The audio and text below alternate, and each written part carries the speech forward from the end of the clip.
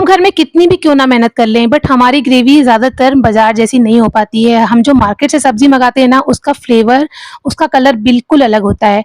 तो hello friends, आज हम ऐसी सीक्रेट ग्रेवी बनाएंगे, होटल वाली ग्रेवी बनाएंगे, जिससे कि आप 50 से ज़्यादा तरह की सब्जियां इस सीक्रेट ग्रेवी से बना सकते हैं। और इसी ग्रेवी से आज मैं आपको एक सब्जी भी बना करके दिखाऊंगी, तो रेसिपी पूरी देखिएगा फ्रेंड्स। अगर आप इस चैनल पे नए हैं तो प्लीज चैनल को लाइक शेयर और सब्सक्राइब करिएगा, फ्रेंड्स फैमिली में शेयर करिएगा, कमेंट सेक्शन में मुझे अपना फीडबैक जरूर दीजिएगा।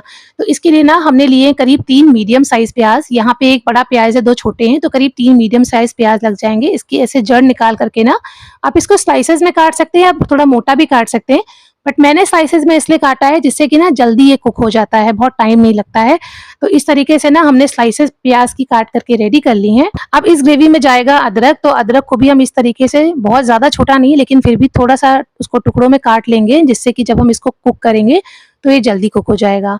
तो अदरक के साथ ही हमने करीब 12 से 15 लहसुन की कलियां भी ले ली हैं। अब इन दोनों के साथ ही हम पैन में डालेंगे ऑयल। अब आप सोच रहे होंगे यहाँ ऑयल ज्यादा डाला है, जी बिल्कुल।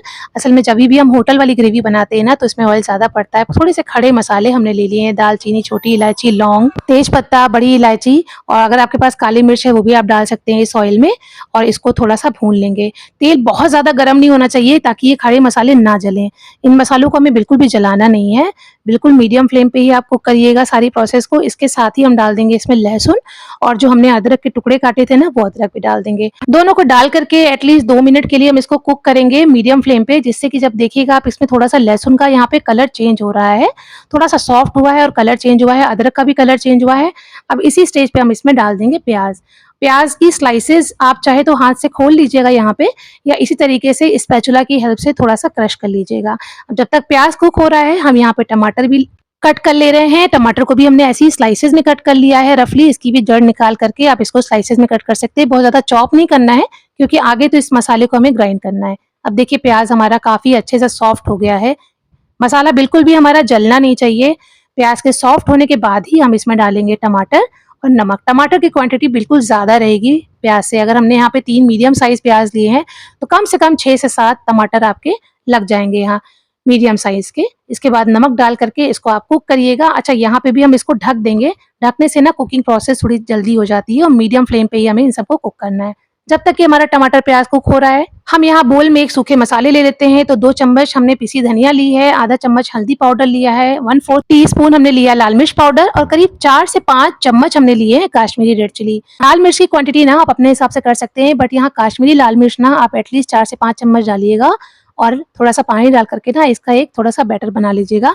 काश्मीरी लाल मिर्च से ना फ्रेंड्स कलर बहुत अच्छा आता है, बिल्कुल मार्केट जैसी ग्रेवी बन के तैयार होगी। आप रेसिपी आगे देखेंगे। तो देखिए हमने ये मसाला सूखा तैयार हो गया है हमारा।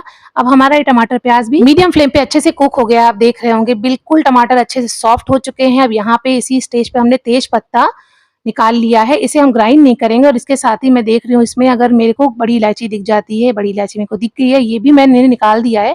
इसे हमें ग्राइंड नहीं करना है। इससे क्या होता है ना, अगर आप इसे भी ग्राइंड कर देंगे तो हमारा जो मसाला होगा ना, वो बिल्कुल काला बन जाता है, और फ्लेवर भी उतना अच्छा नहीं आता। तो तेज पत्ता और बड़ी इलायची इसको आप निकाल दीजिएगा, दालचीनी और बाकी सब ऐसी चीज पीस लीजिएगा, बिल्कुल फाइन प्यूरी। अब इसके बाद ऑयल में हमने ये जो सूखा मसाला डाला था पानी डाल करके, इसको भी अच्छे से कुक कर लेंगे। 2 से 3 मिनट तक हम मीडियम फ्लेम पे कुक कर लेंगे। आप बीच बीच में चलाते रहिएगा। अब देखिए फ्रेंड्स, मीडियम फ्लेम पे कुक होते होते ना इसका आप देखेंगे ऑयल ऊपर आ गया है, इसका जो भी रोगन है वो ऊपर आ गया है। इसका मतलब हमारा मसाला अच्छे से कुक हो चुका है। अब इसके बाद जो हमने पिसा मसाला है वो भी डाल दिया। आप चाहे तो इस मसाले को आप छान भी सकते हैं जो आपने ग्राइंड किया है ना, लेकिन मैंने ग्राइंड को मसाले को पीसा नहीं है, क्योंकि ये बहुत अच्छे से स्मूथली पिस गया था, तो मैंने छाना नहीं है। होटल वाले वैसे इसे छान के भी यूज करते हैं, तो आप चाहे तो छान सकते हैं, आपके ऊपर है। अब इसे आप मीडियम फ्लेम पे अच्छे से कुक करिएगा। पहले इन दोनों मसाले को अच्छे से मिक्स कर लीजिएगा। अच्छा, ये सारी कुकिंग प्रोसेस हमें मीडियम फ्लेम पे ही करनी है। लो फ्लेम पे करेंगे तो बहुत टाइम लग जाएगा, और हाई फ्लेम पे मसाले के जलने का डर होता है। तो हमने यहाँ पे ढक दिया जिससे कि छींटे भी नहीं आएंगे। अब इस मसाले को हमें एटलीस्ट 5 मिनट तक पकाना है, लेकिन बीच बीच में आपको चलाते रहना है। तो देखिए जैसे मैंने अभी ये फर्स्ट टाइम ढका था, उसके बाद में ये चला रही हूँ, तो धीरे धीरे आप देखेंगे इसको चलाने के बाद में आप जब फिर से ढकेंगे तो ये ऑयल इसका ऊपर आता जाएगा। इसका मतलब मसाला और अच्छे से कुक हो रहा है। जो मार्केट वाली ग्रेवी होती है ना, उसमें हम हमेशा ज्यादा ऑयल का इस्तेमाल करते हैं शेल्फ लाइफ बढ़ाने के लिए, लेकिन ठंडा करने के बाद जब तेल ऊपर आ जाता है ना, तो आप सिर्फ ग्रेवी को लिया करिए, ऑयल को उसी में छोड़ दीजिए। तो फ्रेंड्स आप देख सकते हैं 5 मिनट के अंदर ही हमारा मसाला बहुत ही अच्छे से भुन गया है। सूखा मसाला हमने पहले से ही भून लिया था। अब इसके बाद ये ग्रेवी में ऑयल ऊपर आ गया है, इसका मतलब मसाला हमारा अच्छे से भुन गया है। हम इस ग्रेवी में ना तेल ज़्यादा इसलिए डालते हैं ताकि इसकी शेल्फ लाइफ बढ़ जाए। अच्छा जैसे ही ठंडा होगा आप इसे पंखे के नीचे या एसी में रख सकते हैं जल्दी ठंडा करने के लिए। इसके बाद इसे फ्रिज में रख सकते हैं। कम से कम 8 से 10 दिन आप इसे यूज़ कर सकते हैं। जिस भी सब्जी में चाहें आप इसे इस्तेमाल कर सकते हैं। अब सब्जी बनाने के लिए हमने लिया है थोड़ा सा ऑयल, इसमें डाला है हींग, थोड़ा सा हम डालेंगे इसमें जीरा, इसके बाद इसमें डाल देंगे चॉप किया हुआ लहसुन। अच्छा मैंने ना यहाँ पे कुछ चने को बॉईल करके रखा हुआ था, आप चाहें तो कोई और भी सब्जी में यूज़ कर सकते हैं। मैंने चने की सब्जी बनाई है और इसके बाद इसमें 2 करीब चम्मच, बड़े चम्मच के अराउंड मैंने इसमें ये मसाला डाल दिया है। इसको अच्छे से मिक्स कर लेंगे। मसाला डालते समय हमने नमक डाला था तो नमक आप थोड़ा ध्यान से डालिएगा। इसको मिक्स करने के बाद में हम इसमें डाल देंगे पानी। आपको मसाला ज़्यादा भूनने की ज़रूरत नहीं है, ऑलरेडी हमने मसाला काफ़ी अच्छे से भुना हुआ है। अब पानी डालने के बाद में हम इसे एटलीस्ट 10 मिनट तक पकाएँगे, लो टू मीडियम फ्लेम पे पका लेंगे। वैसे तो चना हमारा ऑलरेडी बॉइल्ड है। इसके बाद हम डालेंगे ऊपर से थोड़ी-सी कसूरी मेथी, और अगर आपको लग रहा है कि नमक कम है तो आप इसमें नमक भी डाल सकते हैं और ढक करके इसको 10 मिनट के लिए आप पका लेंगे। मैंने फ्रेंड्स इसमें ऊपर से थोड़े से टमाटर भी डाल दिए हैं जो कि देखने में और खाने में बहुत ही अच्छा लगता है। तो देखिए इस तरीके से अब हमारी सब्जी भी रेडी हो गई है। कितनी टेस्टी लग रही है। अगर आप सामने होते ना तो आप सच बता रही हूँ, अगर आप इस तरह से सब्जी बनाएंगे ना तो घर में सबको बहुत पसंद आने वाली है। आप इसे रोटी, पराठा, पूड़ी, चावल किसी के साथ भी खा सकते हैं।